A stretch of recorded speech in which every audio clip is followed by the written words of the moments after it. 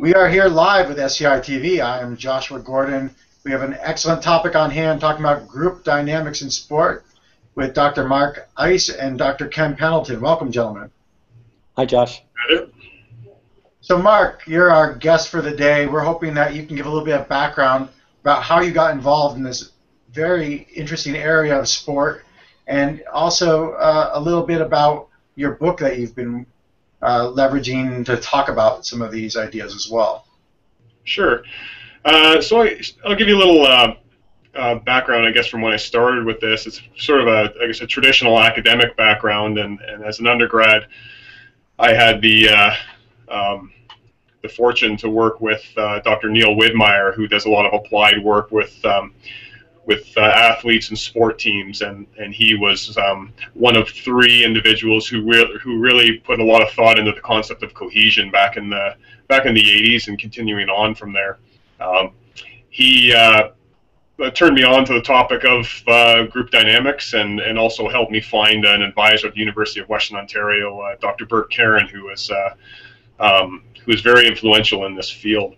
So during my doctoral studies with Dr. Caron, I focused on the concept of roles, and specifically how well athletes understand their roles and the various components that go into that.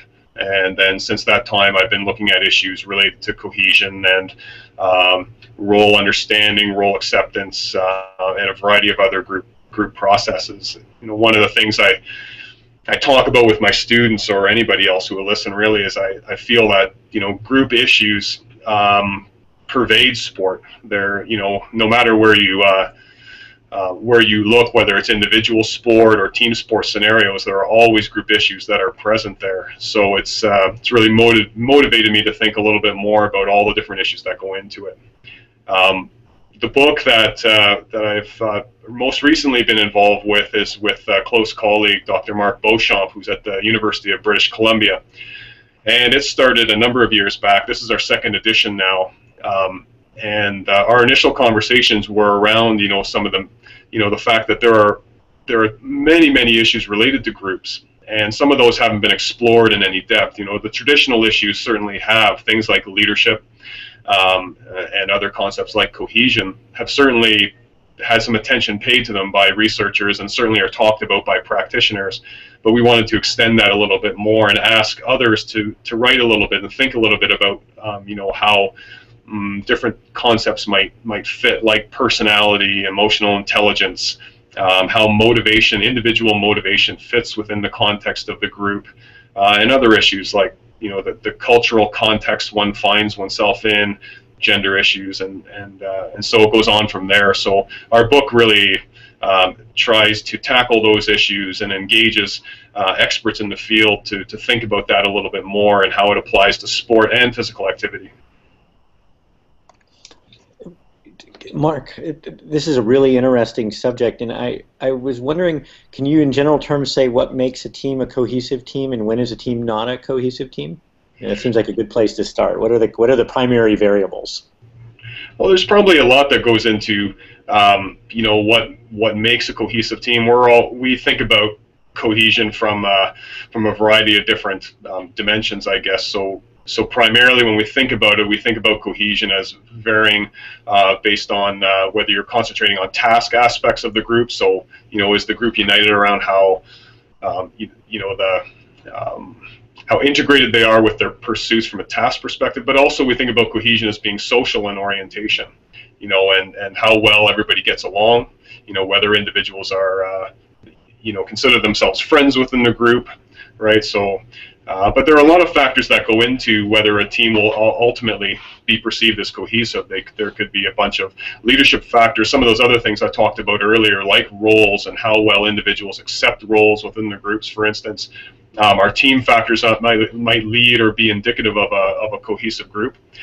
And, you know, there are other environmental factors that might come into play. You know, the size of the group, how many players you have decided to take on a team. So there are, and other personal factors as well. So there's a bunch of, it's more complicated, right, than just simply, you know, how united it is. There's a lot of antecedents and a lot of causes to whether a group will ultimately be cohesive.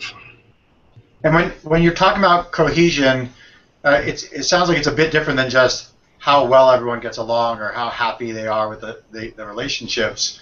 Can you differentiate a little bit about that? And I'm thinking about, in particular, there was a study in the 60s about a rowing group that absolutely hated each other, and yet they performed at a very, very high level. And the author there was trying to make the point that cohesion and performance might not always be directly correlated, that it is a more complex picture. Yes, and certainly that's a study that's always brought up. It's a Link study, and I think it's '69, and it's used as the example that cohesion is not necessarily always going to lead to performance. But when you think about group performance as an outcome variable, is again very complex, and ultimately if there's overwhelming talent, it's going to overwhelm. So whether you're cohesive or not, and you're playing against a clearly superior opponent, you're not going to overcome that by having a strong sense of belonging with one another. So but it could be the differentiating factor when you're talking about groups who are equal with respect to strength. And in the case of that, the German rowing group, they were obviously a quite talented group that could overcome based on talent alone. But when you start to get into more into circumstances that are a little bit more equal, it could be a defining feature, right? Whereby athletes are integrated quite nicely together, right? Which allows them to feel a certain confidence about their abilities to work together and ultimately get that performance outcome. So it would make a difference in particular circumstances. Now, in recent years, we have there are some studies out there that do link cohesion to performance. It's not a perfect link, of course, again, because there's a lot of factors that go into performance. But there is a reasonable, moderate correlation between cohesion and performance. And also, I think it's reasonable to ask the question in which direction that relationship goes. Do cohesive teams ultimately lead to higher performing teams, or is it, if you're winning, does that make everything all right and we all get along? Is it so? We've sort of discussed that and tried to tackle those questions as well. Yeah. I mean, it seems, just a thought about this, but it would seem to me the risk in having a team that's too cohesive, if we define it as a team that gets along too well with each other, or they're friends, is that you may spare someone criticism that they need to have here. And so, whereas if you don't get along, it might be that you actually are willing to tell that person, here's what you're doing wrong. And I always think of the example of the New York Mets in the late '80s, that David Cohn was a rookie pitcher and he pitched really horribly, and his teammates put a big grapefruit in his locker, and then said that's what your fastballs look like. And it was sort of a harsh medicine, but it sort of made the point to him. We're not your friends here. We're going to call you out whenever we feel there's something going on. So it makes me think, what you really want to do is create an environment where there's candor, right? Where people are, where you're willing to have really open communication and work through process. And whether you can do that from the point of view of an adversarial relationship or a friendly relationship is secondary to the issue of making sure that there's that open line of communication. Yeah, no, it makes complete sense. And we actually did a small qualitative study with intercollegiate athletes asking that particular question. And essentially what we asked them was to think about the advantages, but also the disadvantages of being on a cohesive team. And and the things that they talked about are exactly the things you're raising. If one of the worries, if things get a little bit out of whack, for instance, if the social component and the social cohesion is really high, it can lead to some distractions around actually attending to the task. As you say, if you're feeling really close with one another, you might actually spare them the criticism that is necessary to actually bolster their performance, or to work within the team. And so there might be this trade-off, right? If you start to consider both the social and task aspects of cohesion, and maybe a lack of balance that might be there. So I think what you're highlighting is definitely a consideration for sport groups, right? We don't want to get too, we don't want to get to the point where we can't have those open and honest conversations. While at the same time we want to have those open and honest conversations, recognizing that we're doing those things for the betterment of the group and the betterment of performance, so that we still can manage as a team. And are there clear differences when it comes to either gender or culture around that need for cohesion or the importance of cohesion? Yeah, you're hitting on all the stuff that we're thinking about at the moment, and you know, one of the interesting things I found with this earlier meta-analysis on cohesion and performance was that the researchers found that gender moderated the relationship between cohesion and performance. Essentially, what they were suggesting, based on their data, is that the positive relationship between cohesion and performance was actually stronger for females. It wasn't absent for males. The relationship was still there, but there was this much larger correlation between cohesion and performance for female sport teams, and that's an interesting finding. And you know, they suggested that, you know, this might have a real practical application, that development of cohesion might be much more important for female sport teams. So we followed that up with a little bit of qualitative work, and we actually interviewed coaches who had the experiences of coaching both female and male teams, and we asked them to comment and to think a little bit about why that might be the case. And I think there are a lot of landmines in that particular question, because there's an awful lot of assumptions and stereotypes that go into those sorts of perceptions, and I think that was certainly clear when we asked coaches, you know, those questions. But they tended to agree with those results. They tended to talk a little bit about, you know, their perceptions that that development of cohesion or sense of family within their group, any violations of those were much more important in female teams than they seem to be in male teams. At the same time, that, you know, females tend to, in their opinion, right, tend to develop the cohesion faster and may benefit from that. So there are a lot of interesting questions that arise from that particular study, and I think from the qualitative research that we recently did. And again, it's not attaching value to any of those results. It's not better or worse, right? It's just that perhaps different approaches to how we manage groups. Right. Well, it makes me think back to the work that Janet Lever did 40 years ago on gender differences in child play, and she argued that there, you know, that boys tended to play in large heterogeneous groups, girls tend to play in dyads or triads, but, you know, the boys tend to play much more competitive games, much more complex role-oriented games, and she argued that it trained them better and essentially prepared boys better for the public sector, where you had to learn to put aside the social relationship as secondary to the, you know, sort of the task at hand. And I'm wondering, I'm not sure if from a Canadian context you can quite speak to this, but I'd be very interested to know whether those differences still exist, you know, like they did 40 years ago, or in the wake of much more high levels of female participation in sports at earlier ages, whether we're seeing women change, you know, are their attitudes towards the relationship between social relationship and task orientation changing? Yeah, that's not really my area of expertise in terms of, you know, talking about those, you know, what would be current with respect to, you know, in terms of gender differences and those things. One of the things we speculate a little bit about in our paper on, you know, in this qualitative paper, it comes from earlier research that suggests, you know, number one, that both males and females have a high need for belonging, right? That their sense of belonging is very strong. But one of the things that has been thrown out there is that how males and females strive to satisfy that need to belong may be slightly different, right? In the sense that, you know, males may use status striving or approach things from a dominance standpoint, whereas females might be a little bit more oriented to integrate and approach that need to belong through relations, as opposed to trying to achieve that through status.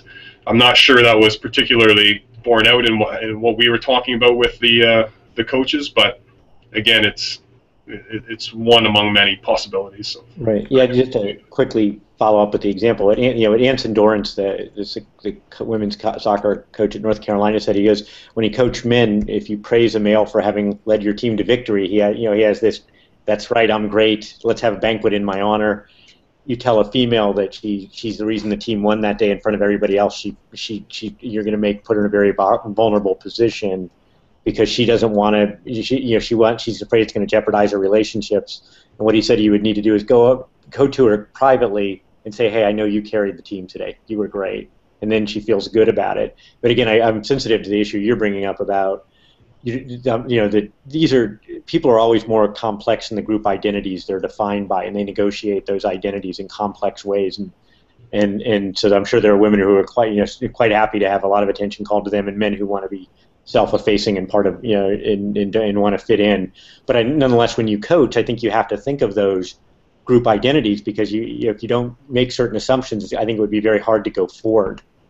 Well, I think people have to be careful, number one, about the stereotypes they may hold, and as you know, it's like I say, it can be a little tricky to think about those issues. There are some tendencies we see in empirical data that suggests that that cohesion performance relationship is there, although how we approach that, again, all the coaches that we talked to said cohesion is important for both males and females. Doesn't matter who you're dealing with, and that when you start to get to a certain level, the way in which especially high competitive levels, the importance of cohesion might decrease slightly, in the same manner for both males and females, right? It's you get to high levels, it's performance oriented. That's the main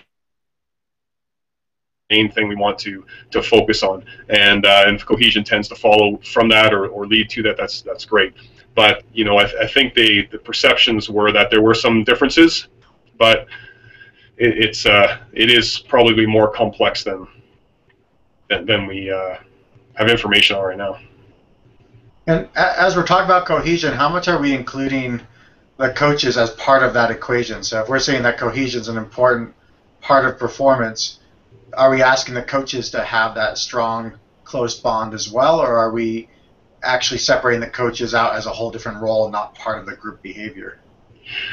I think the way we've thought about it, and that most have sort of operationalized it, it's been more about the teammates themselves, and then there have been terms thrown out there talking about vertical versus horizontal cohesion, and so the vertical cohesion would be how that leader or coach integrates with the team. My preference is to keep things separate, to think about cohesion as it pertains to the athletes. If we're talking about a sports situation, to think about it that way, and then to deal with the leadership issues a little bit separately in terms of how that interacts with perhaps the cohesion of the team, or how they're, and Sophia Jowett from the UK talks a lot about the coach-athlete relationship, and how those things are occurring within the team. So I think it's a different construct. I think when we think about it, I try to tend to remove the leader from that, from that equation.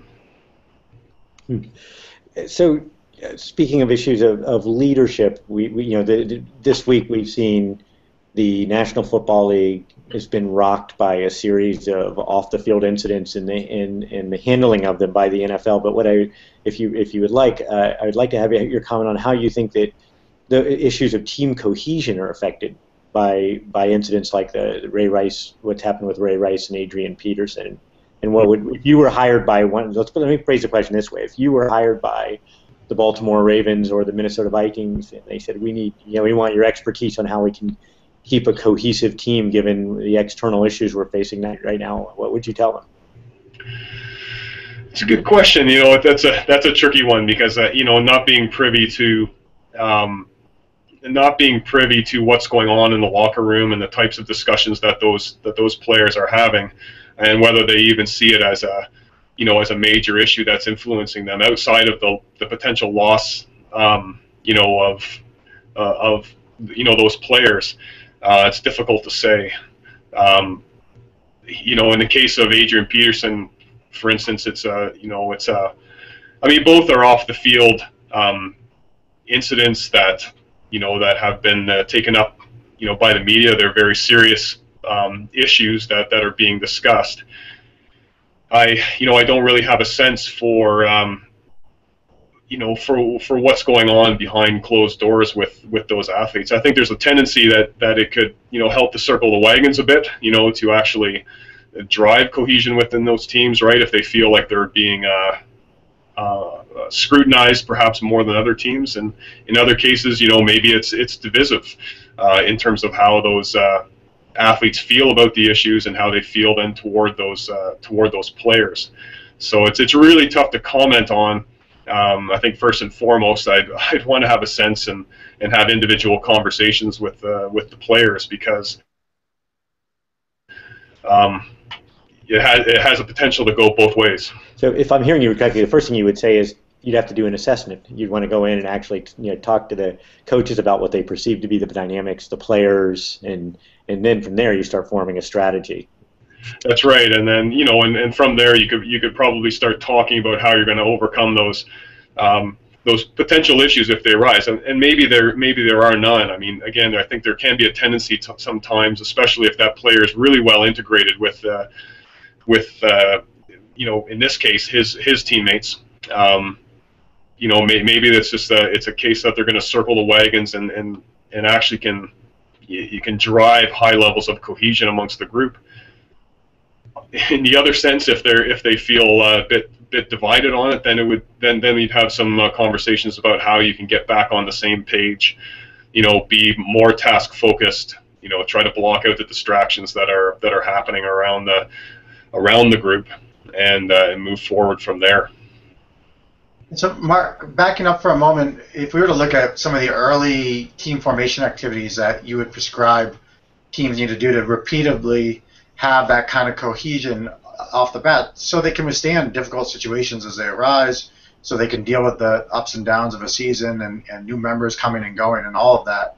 What are some of those prescriptions that you've focused on and would want to share with coaches or administrators or athletes around how they can have that repeatable, predictable group cohesion that you need to be a high-performing group? Well, I think one of the things that I do suggest for coaches and have used myself when I was an intercollegiate coach was to goal set and do it to team build through team goal setting, not just individual goal setting. I think there's a tendency to try and jump right into, I think, social related team building activities in some way, but ultimately I think getting on page from a task perspective with a team goal setting protocol is probably one of the first and most pragmatic type of activities that groups can do. And some of that can revolve around very specific goals they may have for practice, some very process oriented goals, as well as some of the more outcome oriented goals that they're striving for during the course of that season, to make sure everybody's on the same page. And Ken, you mentioned this sort of issue of perhaps cohesion going a little bit awry when it may be too high, but some goal setting activities make sure that we all understand what we're striving for, and how, and I think really importantly, not just that we want to win or that it's going to be some sort of championship, but ultimately how you're going to get there, and setting those performance and process oriented goals that are very specific, that athletes can buy into during the practice sessions, that coaches are involved in that decision-making process about what those goals will be, and then finally to make sure that you monitor those goals over the course of time. I think it helps to keep the team directed, and and then from there you can start to develop some of the other aspects of the group once you know what you're really going after. Is there any empirical evidence about whether coaches who tend to be more inclusive as opposed to, for lack of a better word, more dictatorial are more successful? I think there's a lot of information out there, and that not necessarily always in sport, but certainly you can look across contexts, and researchers are talking about the concept of sort of this full range model of leadership, and in particular the use of transformational leadership behaviors. That seems to be a type of leadership that is very effective, that motivates people to go beyond just doing their part. It inspires them to carry on with behaviors that might go above and beyond what they would normally do. And what are some examples that you like to use to really illustrate some of the importance of these concepts of acceptance and cohesion? Are there teams that you point to that really illustrate just how important this is, either for the positive or for the negative? One of the examples that Mark Beauchamp and I have included in a chapter recently, had to do with and apologies to the American hockey team, but it has to do with our Canadian hockey team who recently won gold, right? And in that chapter we talk about Mike Babcock, who was the head coach of that team, and we're able to draw on some examples of how he managed. You think about the difficulties of managing a team, and this would be the same, for instance, for the American team who recently won the World Basketball Championships, right? You're trying to integrate individuals who are multi-millionaires, who are used to being the stars on their team, who have to accept roles that are probably, in some cases, less than what they're used to, probably in their entire life, right? Because they've been stars throughout high school, potentially college, and of course into the pros. And now they're in this collection of individuals who are the superstars of their jobs, and these coaches have to manage that somehow and inspire the individuals who are potentially not going to play as much, even though they're used to playing all the time. And anyways, we draw on examples, and Mike Babcock's one of those that seemed to really have the pulse of the team, was able to inspire the players, was able to use unique methods to get them on the same page. And so there are lots of those out there, but that's probably the most recent one that comes to mind for me. It makes me wonder if someone like Don Cherry could be successful in this day and age. I think that those types of coaches, there are a variety of different behaviors to get to the ultimate success, and that some coaches do find success by using very much the carrot and stick approach, more autocratic type behaviors might work, and it's something that's a little bit more, maybe that's their style and something they can't break out of. It doesn't mean to say that they're not going to be successful, but there may be alternatives that might get at, especially the athletes that are coming through this day and age. So the last several years has been a lot of attention on two related concepts, one being hazing and the other being bullying in sports, or the big difference being bullying about exclusion and hazing about inclusion on the team. Yeah. How can teams better deal with some of those concepts when you're thinking about it through the lens of group dynamics and team dynamics? Yeah, those are tough ones. The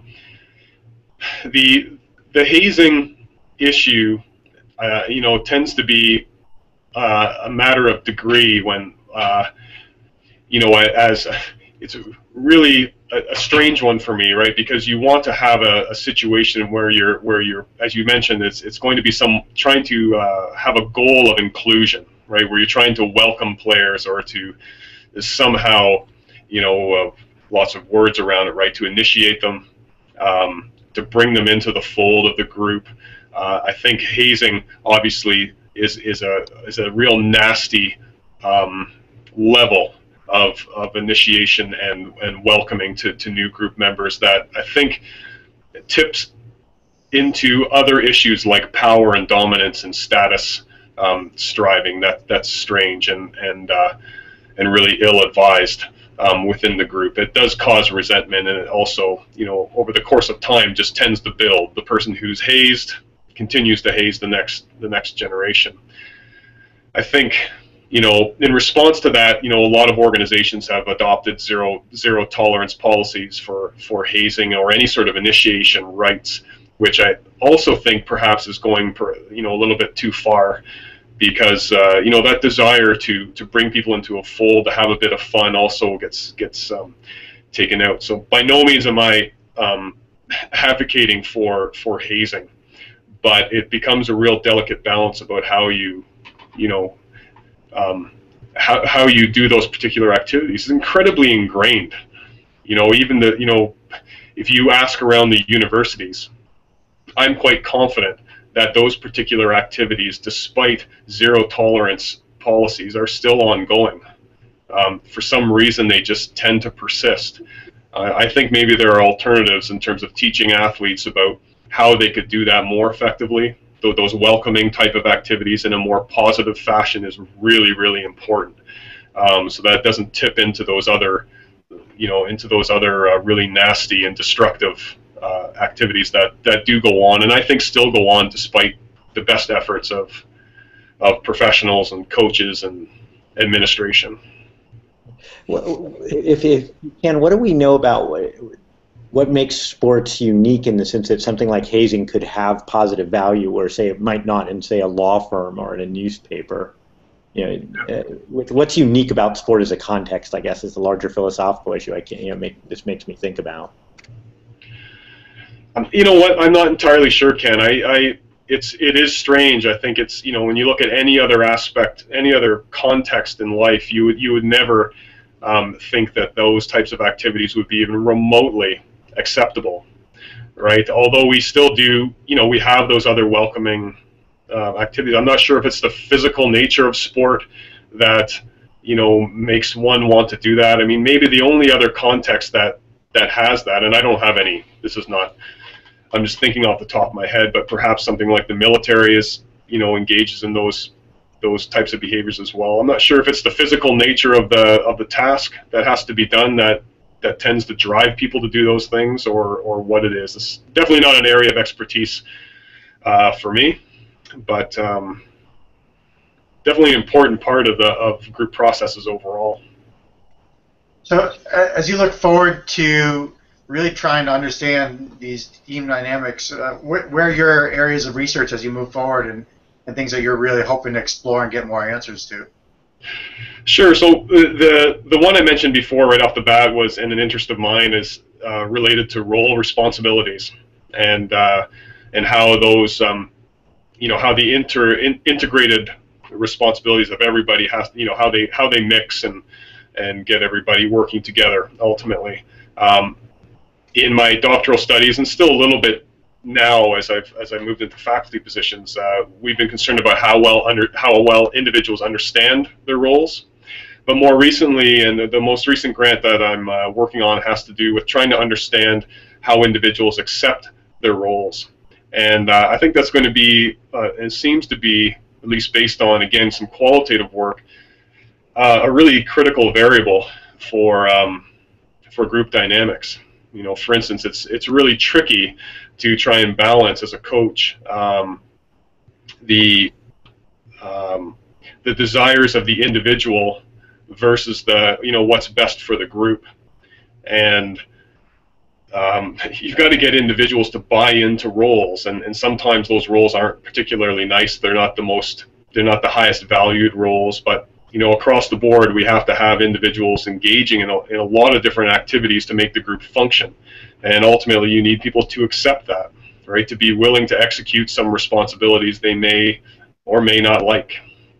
And so that's one of the main areas of focus that I'm going into right now, is to try and understand those processes, to understand what leads to somebody ultimately accepting their role, and as well as the consequences that happen when someone doesn't.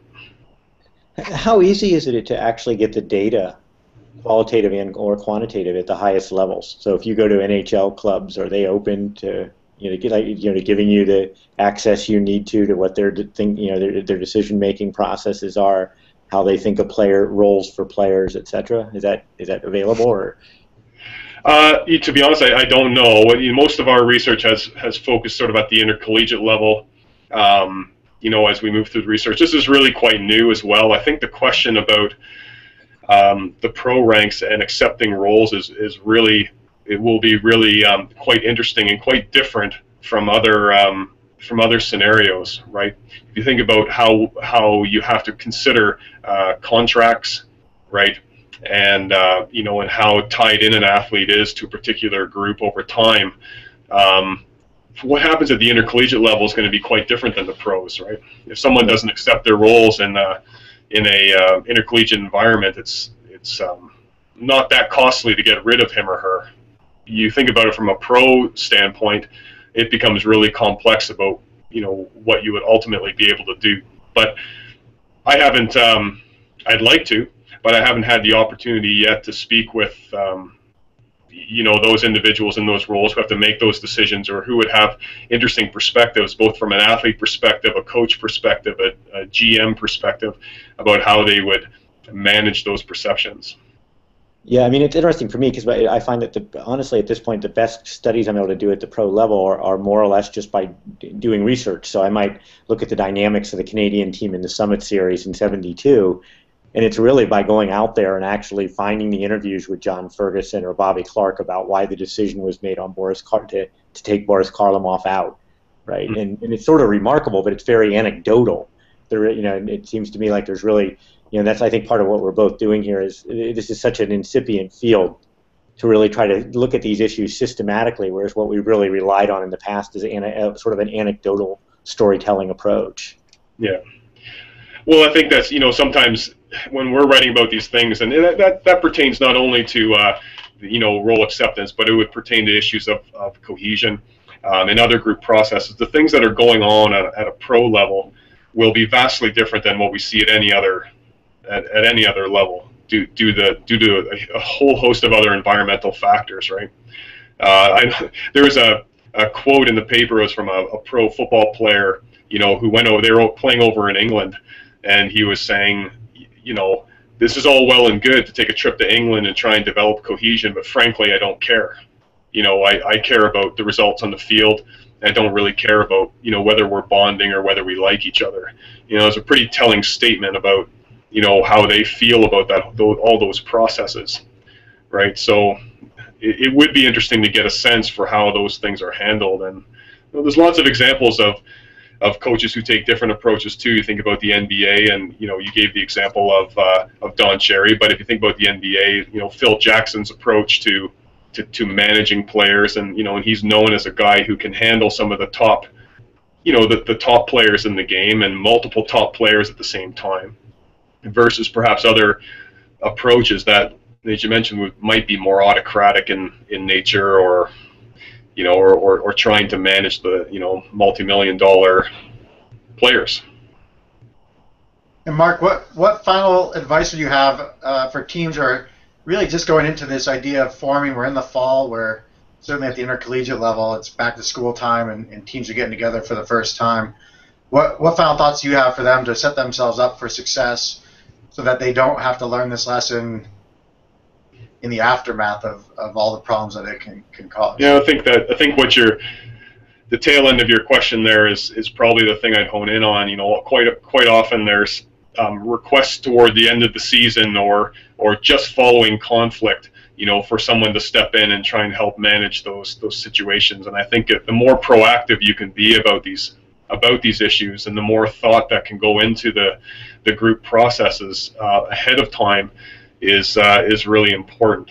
If you're thinking about how you're going to manage role development, how you think you're going to manage, and how important it is to you to develop cohesion, right? The goal setting processes and all those things that go ahead of time might save a lot of pain later.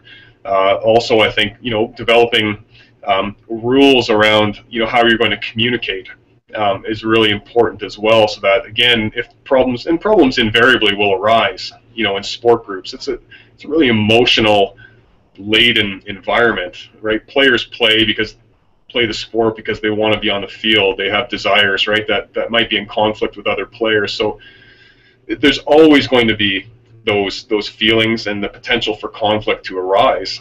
But again, the more proactive you can be about it, to set the rules of engagement, to think about getting people to buy into the team concept over the individual ahead of time, the better. But that requires, again, much like any other skill, or thinking about the tactics of the team, you might want to think about the psychosocial environment as well, moving forward. Great, excellent. Thank you so much. And for those who have been really engaged in what we're talking about today, how best can they follow you? Are you on Twitter, or do you have a website, or is it just good old-fashioned research and following your articles and your books? Well, I'm not much of a tech guy, but we recently jumped on Twitter, but we're working on it. But our Twitter handle is @sportgroups, So we have that going. You know, it's just up and running over the last little bit. So you know, we pass on perhaps some literature, but also some you know, practical examples from the media about group issues that might be going on in sport.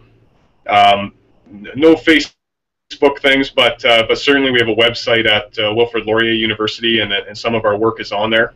And then also I've been involved and been fortunate to be involved with 2 books. One with Dr. Mark Beauchamp, and that's Group Dynamics in Exercise and Sport. And that's again in its 2nd edition and just came out in 2014. And then the other one was with Dr. Bert Karen. It's probably at I would say it's more written at sort of for the undergraduate level, and that's called Group Dynamics in Sport as well. So. Great. Well, thank you so much for joining us today. We've really appreciated the conversation and hope to get you back on the show, especially as issues around group dynamics come up. It'd be great to pick your brain on some of those scenarios when they happen. Well, that's great. I'd be happy to do that, and always like chatting about these things. So I appreciate the opportunity to talk with you guys. Great. Ken, thank you as well as always. Great.